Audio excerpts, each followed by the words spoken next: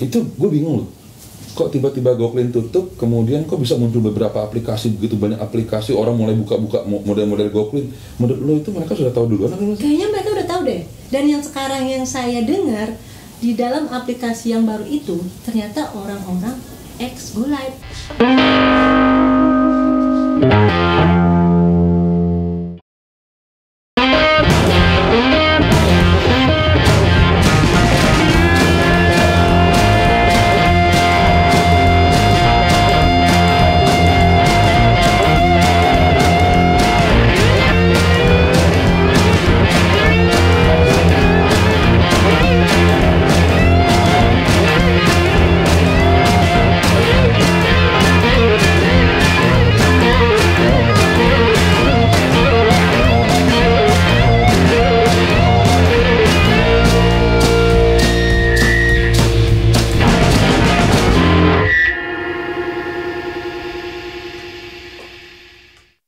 Oke, dan sekarang kita jumpa lagi di Bang Lim Channel, tepatnya di Ngobrol Cleaning. Dan di depan saya, hari ini sudah ada seorang senior di Goclean. Namanya Mbak Diana. Mbak Diana. Dan ini kalau nggak salah Mbak Diana kita kenal dari tahun berapa ya? 2015. 2015 kita kenal. Agustus 2015. Di daerah mana tuh? Pelatihan yang di mana tuh? Waktu itu kita di apa tuh namanya yang ke arah Blok M. Pelatihan pertama kali. Apa sih namanya, lupa saya. Oh ya, yang ini apa namanya? Ruangan pertama Blok M itu ya, dekat Walter Mongin CD itu ya. Ya. Apa namanya? Saya lupa gitu. Oke. Dan hari ini kita mau bicara tentang bagaimanakah nasib para Gocleaners setelah Goclean tutup. Nah, Mbak Diana ini adalah saksi hidup dari mulai Goclean itu ada pertama-pertama ya. Itu gelombang keberapa sih? Pertama kali. Pertama kali. Masih 10 orang ya? Waktu itu masih 40 orang. 40 orang. 40 orang. Kemudian udah berjalan sampai 5 tahun. Sampai dengan Goclean tuh saat ini sudah tutup ya? Ya. Oke, good. Mbak Di, saya mau tanya sebelum di Goclean, Mbak Di sebagai apa sih? Saya pernah bekerja di rumah sakit Bunda Margonda, cleaning service. Cleaning service? Iya. Itu PT ya? Oh iya, itu masuk ke rumah sakitnya. Masuk ke rumah sakitnya? Iya. Oh iya, oke. Masuk ke rumah sakitnya. Nah, kemudian tahu info Goclean itu dari mana? Kakak saya. Oke, dari kakak. Kakak itu kerja di salon, kemudian bilang ada aplikasi baru nih, Goclean namanya. Dia bilangnya waktu itu bukan Goclean, GoLive deh kalau nggak salah. GoLive. Ya, coba daftar. Daftarlah saya di, aduh kok lupa sekarang namanya apa ya? Gudang Peluru. Gudang Peluru. Nah, Gudang Peluru. Oh, di Gudang Peluru. Itu pertama kali ketemu sama Mas Melvin. Ya, Mas Melvin. Ya, di sana. Oke, para teman-teman semua nih, kita lagi ambil shoot di rumah saya, di gubuk bambu saya. Jadi nanti kalau ada suara yang macam-macam aneh-aneh biarin aja. Yang penting suara kita jelas di sini kan. Oke, kemudian ikut training di sana. Ya, ikut training. Ikut training. Kemudian beberapa kali training sama Bang Lim tuh sekali waktu itu di yang tadi saya bilang Blok M, arah Blok M. Kedua di Benda. Dan ketiga kalinya ambil alat di Gudang Peluru lagi. Di Gudang Peluru lagi. Ya, awalnya memang Goclean itu kan kantornya pada saat itu masih di daerah Blok M itu ya. Ya. Nama-nama daerahnya lupa tuh. Cici apa gitu loh. Ada cicinya itu. Iya, apa saya juga lupa. Gue lupa tuh. Cici itu kan, kemudian pindah lagi ke Gudang Peluru. Nah, Gudang Peluru pindah lagi ke Benda. Baru ke Kemang Selatan. Baru ke Kemang Selatan. Ya. Gitu ya kan. Beberapa kali pindah ya, 5 tahun itu ya. Oke. Mbak Di, ini gimana pendapatan dari Goclean waktu itu? Lumayan? Dari Agustus 2015 sampai Desember bisa punya HP baru. Bisa beli mesin Agustus sampai Desember. Sampai Desember bisa beli HP baru. Handphone. Bisa beli mesin cuci. Mesin cuci yang harganya 4.500.000. Yang 4.500.000. Ya, wah. Keren kan? Bulanannya berapa tuh jadinya? Nggak tahu berapa. Nggak tahu berapa gimana ceritanya? Pokoknya bisa makan enak. Makan enak. Alhamdulillah. Anak bisa sekolah. Bisa bayar SPP lah. SPP. Terus waktu itu kayaknya tiap hari pulang order selalu beli makanan buat anak-anak. Kebayang ya? Gak tahu berapa nominalnya, udah lupa. Itu bisa bertahan berapa lama? Sampai 2017-an. 2017. Seperti itu masih stabil. Setelah 2017? Mungkin karena sudah ada kerjaan lain dan Go-Clean sebagai tambahan, jadi ya seimbang. Oh, jadi Mbak itu menjalankan Go-Clean iya, pekerjaan yang lain juga iya? Iya. Oke. Jadi satu kerja di tempat orang, dua di Go-Clean. Oh, jadi double. Double. Terus setelah itu ketika Go-Clean sudah berjalan, ada penurunan itu ketika tahun berapa? Kalau penurunan order mungkin di sekitar 2019. 2019. Karena mungkin saya udah nggak kebagi waktunya karena kerja, dan akhirnya memilih setelah bekerja selesai baru ambil order. Kadang baru pulang kerja tuh mungkin sore, malamnya baru bisa ambil order. Itu pun request aja. By request? Ya. Jadi kalau sekarang kan ada favorit, nah itu dibuat favorit. Jadi pendapatan menurun itu karena Mbak Dinya jarang mengambil atau memang terlalu banyak orang yang sudah masuk Go-Clean? Sepertinya sudah banyak juga talent, dan hampir di Jakarta itu dari yang ratusan mungkin dari ribuan juga. Dari ribuan di Jakarta? Jakarta. Sebab waktu saya masuk itu kan masih 40 orangan. Berkembang di 100, 200, 300, dan terakhir update tuh dengar sih hampir 12.000-an lebih tahun 2016. Terus 2017 juga udah makin banyak talentnya, dan disitulah mulailah orderan menyepi. Kebanyakan orang ya? Kayaknya itu kebanyakan orang sih ngomong saya. Lu mengalami apa sih? Ada kendala-kendala nggak sih ketika menjalankan profesi sebagai mitra Go-Clean itu suka ada kendala-kendala nggak? Kendala di lapangan atau? Ya, kendala di lapangan atau ketika ngambil order atau ketika apa gitu loh. Kalau kendala, dibilang kendala paling ya karena saya ngambil daerah Jakarta, ya mungkin karena ya kalau udah hujan itu aja sih, itu juga bukan kendala sih, biasa aja. Karena saya menjalani ini dengan enjoy, jadi apapun kendala itu dinikmatin aja. Dalam sistem kira-kira ada kendala nggak? Kalau sistem, waktu itu Go-Clean sistemnya masih pembagian tetap 70-30. Cuma itu kayaknya sih emang kebanyakan mitra kali ya. Kebanyakan mitra. Iya. Terus nggak kebagian. Kalau teman-teman kan karena dia mungkin favoritnya kurang. Kalau saya kan banyak favorit, jadi aman-aman aja. Yang lu suka dari Go-Clean itu apa? Banyak belajar di Go-Clean. Belajar apa? Ilmu dari customer. Ilmu dari customer. Iya. Jadi customer lebih pintar. Dia memberikan ilmu kepada saya, apapun itu. Apa aja? Contohnya apa contohnya? Satu, KonMari. KonMari. Metode KonMari. Itu yang saya bisa pakai di tempat lain. Kedua, bisa mengenal karakter customer. KonMari itu adalah sebuah metode dalam merapikan rumah. Jadi membersihkan rumah, merapikan rumah, termasuk baju-baju dilipat, digulung. Kemudian pakailah sesuatu yang engkau cintai, ya kan? Kemudian kalau baju itu mau dibuang, itu minimalism sebenarnya. Itu konsep hidup minimalism, jadi kita nggak numpuk-numpuk barang, itu KonMari. Dipopulerkan itu oleh Marie Kondo. Marie Kondo. Marie Kondo Jepang. Ya, yes. Maka mukanya kayak mirip Jepang deh sekarang. Oh, jadi belajar di situ ya? Ya, belajar di situ. Itu yang lu suka? Suka banget. Nggak tahu kenapa setiap lihat rumah customer berantakan, kayaknya pengen, Bu mau di KonMari-in nggak? Apa itu Mbak KonMari? Akhirnya mengenalkan KonMari juga sama customer. Jadi lu agent KonMari? Harusnya dapat endorse ya. Endorse KonMari lo, Marie Kondo hubungin lu. Dan saya pun ikut sekarang di komunitas mereka. Ada ya? Ada. Lu ada komunitasnya? Iya. Gue join dong, gue join. Boleh. Tinggal follow aja ntar. Follow. KonMari Indonesia. Ya, nanti kita bisa langsung hashtag Bu Elsie ini. Boleh. Nanti gue mau juga tuh kalau bisa kita ngevlog sama Bu Elsie tentang metode KonMari, karena gini, gue ini seorang minimalism, gitu loh. Kaos gue dihitung, baju gue, celana gue, maka kalau orang lihat tuh baju itu doang, ya memang ya gue minimalism, minimalism lifestyle. Gitu. Itu yang lo suka, lo dapet ilmu, dapet duit juga, terus yang lo nggak suka ada nggak? Sebetulnya karena menikmati ini dari hati, jadi semuanya disukain aja.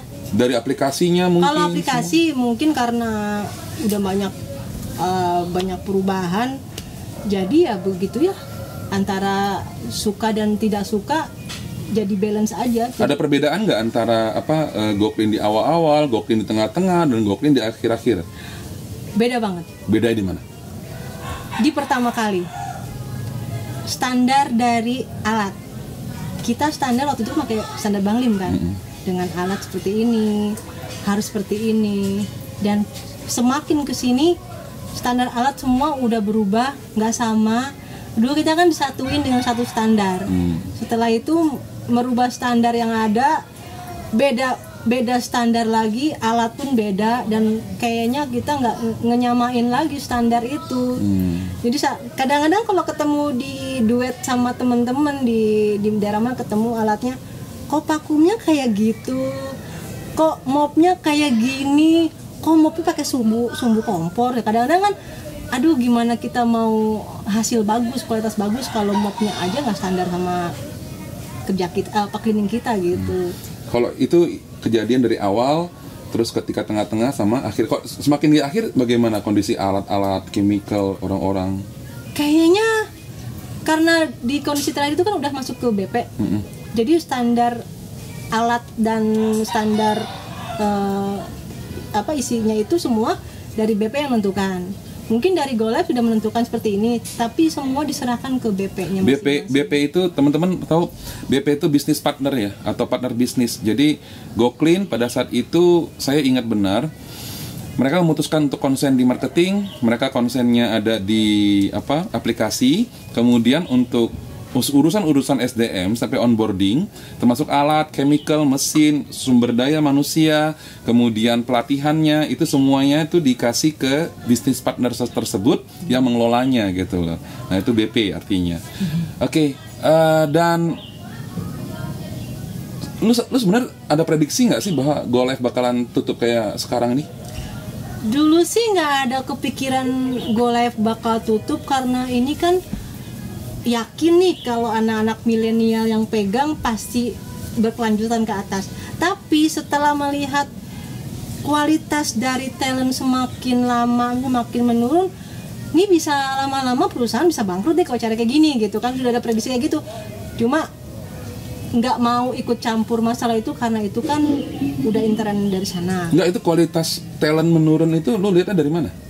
Dulu kita waktu pertama kali kerja, durasi 1 jam atau 2 jam kita kerjakan dengan sesuai waktu itu. Dan apabila waktu kita masih ada 1,5 jam atau seberapa menit, kita selalu menanyakan ke customer, Ibu, ini masih ada waktu 30 menit lagi, adakah yang bisa saya bantu untuk Ibu? Kalau customernya bilang, oh udah Mbak silakan boleh pulang, saya bisa pulang, dan jangan lupa Ibu untuk rating dan feedbacknya. Kan ada SOP-nya kan? Iya. SOP sama kan? Sama, semua sama. Tapi nggak dilakukan. Dan yang saya lihat, dan saya mendengarkan sendiri dari customer, kalau customer bilang, Mbak, saya biasanya order kan 2 jam, ternyata 1,5 jam sudah selesai. Dan 30 menit itu mereka udah pulang gitu aja, nggak nanyain gimana 30 menitnya itu. Kalau Mbak ini saya baru ketemu Mbak kok ditanyain lagi 30 menitnya ini, ditanyakan masih bisa. Oh, saya produk yang awal Bu, itu produk belakangan gitu ngomongnya. Nggak pernah. Tapi mereka tahu lihat dari tasnya aja. Ada tasnya beda ya? Iya, dari tasnya waktu itu kan tasnya masih tas lama. Menurut lu kayak gitu salah siapa? Kayaknya kurangnya controlling. Controlling berarti yang lu sasar BP-nya dong? Mungkin BP, menurut saya BP yang bagus dan tidak bagus itu tergantung dari manajemen mereka. Dan yang saya lihat kualitas BP yang bagus itu, saya lihat mereka pernah terjun langsung di GoClean. Jadi BP yang bagus adalah BP yang memang pernah jadi GoCleaners gitu kan, yang pernah terjun langsung ke GoClean, dia baru ngerti, baru kemudian dia buat buka BP itu sendiri. Nah betul. Emang ada yang ujuk-ujuk buka BP gitu ada? Ya ada juga sih, cuma yang saya lihat mereka itu hanya bisnis aja. Bagaimana cara mendapatkan mitra banyak dan orderan banyak, tapi nggak ngelihat kualitasnya si mitra kayak apa gitu. Yang paling utama dari menjalankan bisnis kayak GoClean ini menurut lo apa sih? Sebetulnya satu, kualitas dari mitranya. Kualitas mitranya? Iya. Kalau mitra, menurut saya kalau mitra udah bagus, yakin deh semua juga jalanin bagus juga. Apalagi mereka menjalankannya dengan ini hati. karena dia mencintai kerjaannya. Yakin deh kerjaan mereka pun dimanapun mereka berada pasti bagus lah hasil kerjanya. Dan dua juga didukung oleh BP-nya, kalau mereka mendukung dan mensupport mitra pasti akan terus berlanjut sampai kapan. Jadi kuncinya mereka turun langsung ya. Ya. Tapi kita cut dulu karena di sini udah asar, udah lagi azan, kita tunggu azan dulu, selesai azan kita lanjutin lagi. Oke, thank you dan jangan berpindah. Jangan lupa like, subscribe dulu, komen-komen di bawah. Ntar kita balik lagi. Ciao.